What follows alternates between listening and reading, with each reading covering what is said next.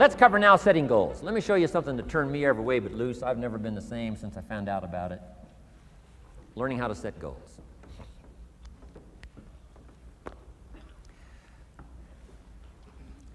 Not long after I met Mr. Schoaf, we're having breakfast one morning. Mr. Schoaf said, Mr. Rohn, now that we've gotten acquainted, we know each other fairly well, he said, maybe one of the best ways I can help you, he said, let me see your current list of goals. Let's go over them and talk about them. And I said, what? I don't have a list. He said, well, Mr. Rohn, if you don't have a list of your goals, he said, I can guess your bank balance within a few $100s. Which he did. And that got my attention. I said, you mean my bank balance would change if I had a list of goals? He said, drastically. So that day I became a student of setting goals. And I've used it to dynamically affect my life. I've taught it to some of my business colleagues. We use it to do business around the world. Setting goals. It can turn out to be a drama for your life. Here's what goals are. Your vision of the future. Your vision of the future. Now, there's two ways to face the future. One, with apprehension. Number two, with anticipation. Guess how most people face the future? With apprehension. Why? Major reason why. They don't have it well designed. They've left the design of their future to somebody else. And if you don't make plans of your own, guess what? You'll probably fall into someone else's plans. Guess what someone else may have planned for you? Not much. You got to make a list of this not much stuff. I'm telling you, people all their lives count on this not much list. If all of your negative relatives all turn positive, what will that do for your future? Not much. If prices come down a little, what will that do for your future? Not much. If the economy gets a little better, what will that do for your future? Not much. If circumstances get a little better, what will that do? Not much. If the weather gets a little better over the next few years, that'll do. Not much. I mean, you could go right down this whole scenario list. Most people all their lives, with their fingers crossed, count on this not much list.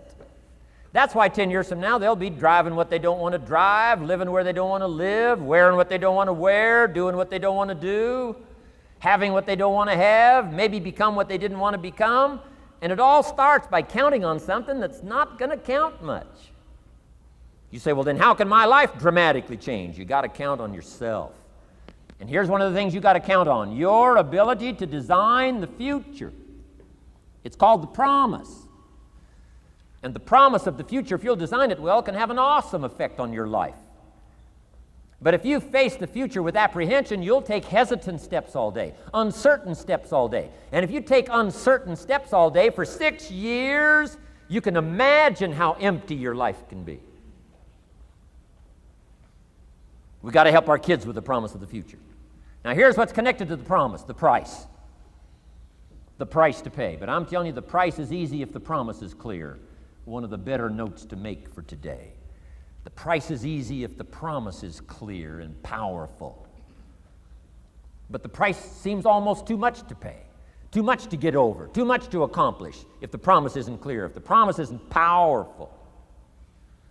I'm telling you, kids will pay the disciplines if they can see the promise. One of our biggest challenges as parents in the 90s is to help our kids see the promise of the future. That's why I'm teaching financial independence, how to become wealthy and powerful and sophisticated and healthy and unique. All of the stuff kids would hope to go for. It's all possible. This is America. That's the promise of the future. The price, a few simple disciplines practiced every day, and I'm telling you, the kids will pay the price of the simple disciplines if they can see the promise of the future. But if they can't see, they don't want to pay. And the same is true of all of us. We will pay the most extraordinary disciplines if we can see the promise of the future, called setting goals. So I'm asking you to get a handle on the future. I'm asking you not to leave it to anyone else. Don't leave it to the company. Company's got their own goals. I'm asking you to set your own goals, your personal goals. Income goals and financial goals and health goals and spiritual goals and where do you want to go and what do you want to do and what do you want to see and what do you want to be. That's it. Promise of the future. Design your own future. It's within your hands and your capacity to do so. Here's how simple now goal setting is. It's not mysterious. You don't have to anchor, you don't have to focus, you don't have to visualize, none of that stuff. Here's how simple goal setting is. Changed my life. Decide what you want and write it down. I mean, that's how profound this stuff is. Decide what you want and write it down. Make a list. Where do you want to go? What do you want to do? What do you want to see? What do you want to be? What do you want to have? What do you want to share? What projects would you like to support? What would you like to be known for? What skills would you like to learn? Some extraordinary things you'd like to do, ordinary things you'd like to do, right? Silly little things you'd like to do, very important things you'd like to do. Decide on all that stuff and write it down, write it down, write it down. That's how simple this stuff is. And it's your own private list. If it's really private, you know, on your list, put some stuff in code where nobody can understand it if this list fell into unfriendly hands. Okay. And simple things, whatever. Foolish things, doesn't matter. It's your list. I had a little revenge on my first list. Budget finance, who used to harass me. I got 2 or 3 payments behind. This one guy called incessantly. Said, we're going to come get your car, drag it rear end up down the street in front of your neighbors. Put me down something fierce. When I met Shof, got my life straightened out, one of the first things on one of my lists was budget finance. And when I finally got the money, I needed a little drama in my life. Finally got the money to pay him off. I put it in small bills in a big briefcase. Walked into the budget finance office on Wilshire Boulevard in Los Angeles. The guy who harassed me so often, his desk was about 3 back. I opened the door, walked in, right up to his desk, stood right in front of him, never said a word. He said, well, what are you doing here? Didn't say a word. I opened up this briefcase, dumped this pile of money all over his desk. I said, count it. It's all there. I'll never be back. Turned around, walked out, slammed the door. Now that might not be noble, but you got to try it at least one time. Pay off with a little drama.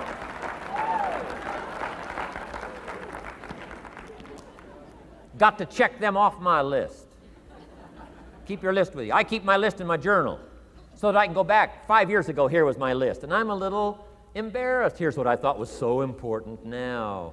How my philosophy has changed. From 10 years ago, 5 years ago, 3 years ago. Here's my old list. Here's my new list. Here's what's valuable to me now. Here's what I want my life to be now. Here's where I want to go, what I want to do, what I want to see. Keep your lists of goals so that it shows your growth, shows your ability to change and grow. Your philosophy grows and expands what's valuable. Setting goals. It doesn't matter how small, foolish it is. Put it on your list. My Japanese friend, Toro Ikeda, put on his first list, a Caucasian gardener. Good morning. Thought that was good.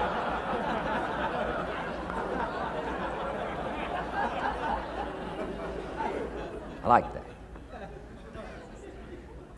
Have you got this profound thing now on setting goals? Here's how profound it is. Decide what you want and write it down. Get together with your wife, decide. Get together with your kids, decide. Get together with your business colleagues, decide. Write it down. Make a list. Okay, that's how easy it is.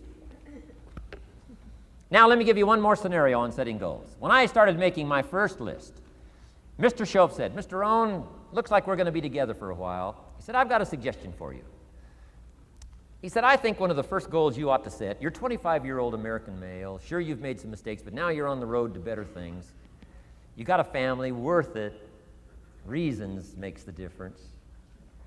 And he said, you've got every reason to do this. He said, why don't you, among all the goals you're going to set, said, why don't you set a goal to become a millionaire?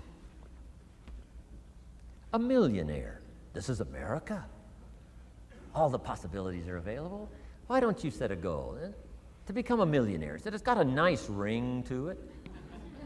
Millionaire. Enough zeros to impress your accountant? Millionaire. And he said, here's why. Now I thought, the man doesn't need to teach me why. I'm thinking, wouldn't it be great to have $1 million? He said, no, that's not it. Here's why.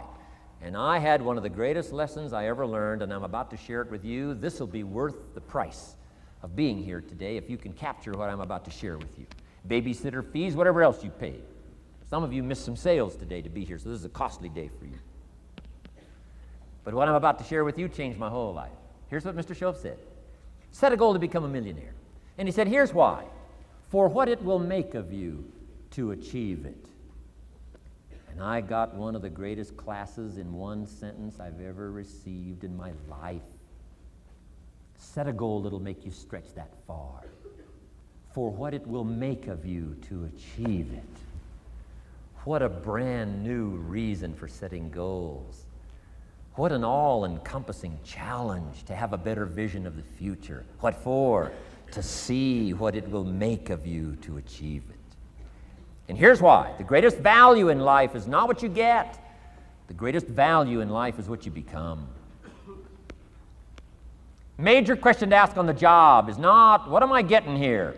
That's not the major question. The major question to ask is, what am I becoming here? It's not what you get that makes you valuable, it's what you become that makes you valuable.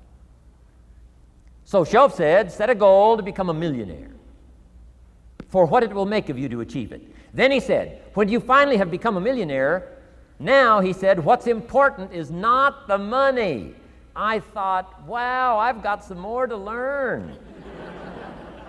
He said, no, Mr. Ron, I'm telling you honestly, you could just give the money away. Now, I did better than that, right? I told you. I lost it all. I'm rich by the time I'm 31. I'm a millionaire. I'm broke by the time I'm 33. So I didn't have to give it all away. I lost it all. Foolish mistakes I made.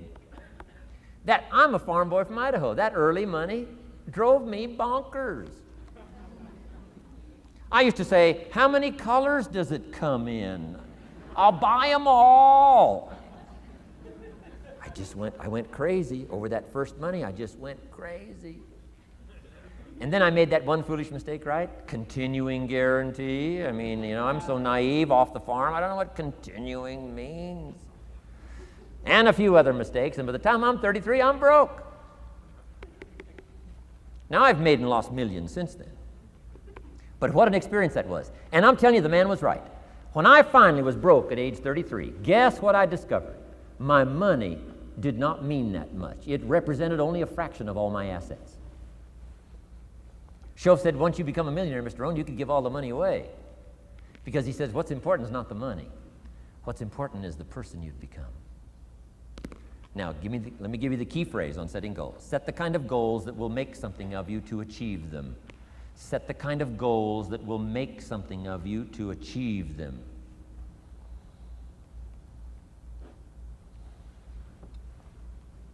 Always keep that in mind. What will this make of me? If I set this goal and go for it, not only will I achieve it, but what will it make of me in the process? What a whole new concept on setting goals. Now, there's two parts to this, and then we're wrapping up goals. Here's the first part now in this goal setting for what you become. Number one, don't set your goals too low.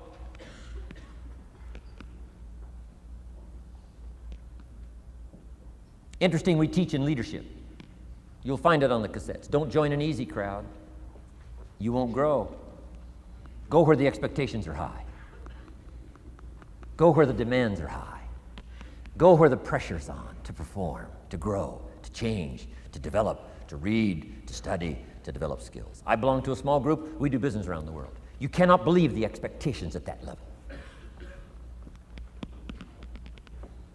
What we expect of each other in terms of excellence, far beyond average. Why? So that we can each grow, so that we can receive from the group, we can contribute to the group, something unprecedented. It's called living at the summit.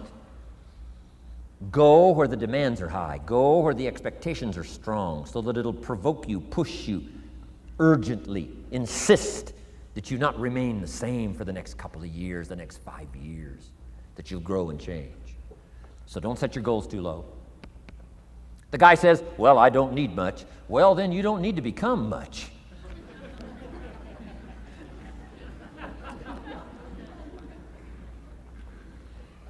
Now, here's the last part on setting goals. Don't compromise. Don't sell out. There were some things I went for back in those early years that I paid too big a price for. If I'd have known how much it was going to cost me, I never would have paid, but I didn't know. So don't sell out. Ancient phrase says, count the cost, count the cost, count the cost. An ancient story says, Judas got the money. You say, well, that's a success story. No. It's true, 30 pieces of silver in those days was a sizable fortune. You say, well, if a guy's got a fortune, right, that's a success story. No, you don't understand. His name was Judas. Doesn't that ring a bell? Judas. You say, oh, yes, Judas, the traitor. That's right, the traitor got the money. Doesn't that change the story? And the answer is, of course, it changes the story. Interestingly enough, after Judas gets the money from becoming a traitor, he's got the money in his hot little hand, and now he's unhappy. Somebody says, well, if you had a fortune, how could you be unhappy? Well, he wasn't unhappy with the money. He was unhappy with himself. Key phrase, the greatest source of unhappiness is self-unhappiness. The greatest source of unhappiness doesn't come from outside. The greatest source of unhappiness comes from inside. And here's where the erosion starts, doing a little less than you could. That's where the beginning little infection of unhappiness starts, doing a little less than you can, not feeling that good about yourself. So don't let that happen. Judas is unhappy. He says, what'll I do? He says, oh, I'll just take the money back. Walked in where he got the money and said, here, take this money, I'm unhappy. They said, heck with you, Judas. We got what we wanted, you got what you wanted, out. They threw him out with his money. Judas says, well, what'll I do now? He says, oh, clever. Should have thought of this first. I'll just throw the money away. And he proceeded to throw his fortune away. Why would he throw his fortune away? He was so unhappy with himself. And that's not even the end of the scenario. After he threw his fortune away, he couldn't change what he became, a traitor. And now, in total abject frustration, he goes out and hangs his worthless self, which all traitors should do, save the state the money.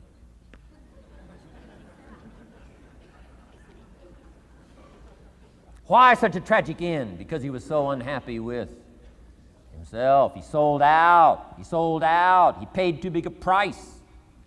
Ancient script sums it all up and said, what if you gained the whole world and it cost you your soul? Too big a price to pay if you got the whole world. Don't sell out. Don't compromise your values. Don't compromise your virtues. Don't compromise your philosophy. Key. Here's the key word, beware. If Judas could speak back, he'd probably say beware. Two good words from ancient script. One, behold, the positive word. Behold the possibilities, behold the opportunity. Behold the drama, behold the awesomeness, behold the uniqueness. Behold the majesty, behold. What a good word. But here's the other word, beware, beware, beware. Don't sell out. Mark well what you become in pursuit of what you want. But I'm inspiring you, hopefully, to set the kind of goals that'll transform your life, make you far better than you are, far stronger than you are. Okay. Isn't this good advice? This is such good stuff. I should have paid to get in, right? Fabulous.